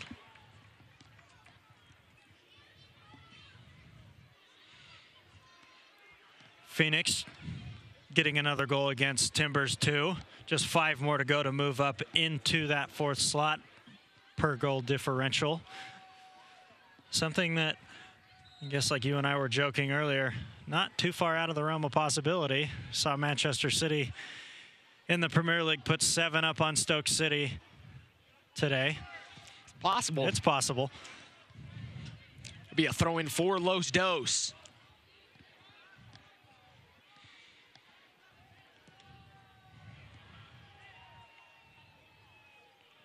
Lakoecki. He'll play it forward to the corner. Puts it out of play. It's like everything at this point being played into the corner from the Monarchs. We saw that free kick just a few seconds ago. Beasler just sending it into no man's land, into the corner, trying to run the clock away. Pay will win the challenge twice. And that's all she wrote here for the 2017 regular season. 90 minutes of soccer have been played, 98-ish at this point, but 90-plus minutes of soccer. Monarchs going to move to 25-7 on the season, 67 points. Los Dos will fall to 18-6, and finish with 31 points, and their season is over after tonight. Monarchs now looking forward a 4-game chance at another trophy. And look, the season starts over, and the strange and unique thing about these USL playoffs is if you lose, you're done. And at home, the Monarchs have been the best in the USL this year. So that, like I said earlier, that affords a lot of pressure, but also a lot of opportunity, because now the road to the 2017 USL Cup has to come through Rio Tinto, but it's up to them to get the results.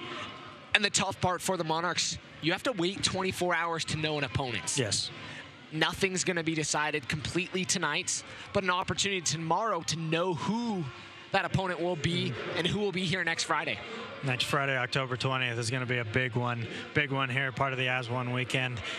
Monarchs playing on the 20th, and we talked about the first team in Real Salt Lake playing host to Sporting Kansas City on the 22nd. It's going to be an interesting weekend of soccer. Quality soccer game here tonight.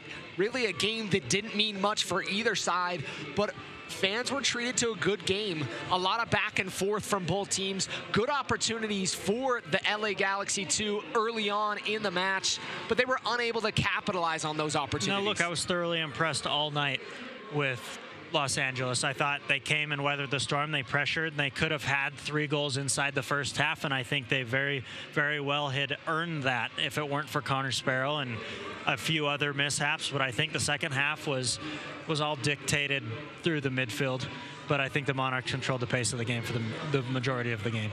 And most importantly, came off the pitch injury-free, yes, hopefully. I mean, a little blood from Connor Sparrow. Went downstairs and found out. yeah, we'll have to find out late.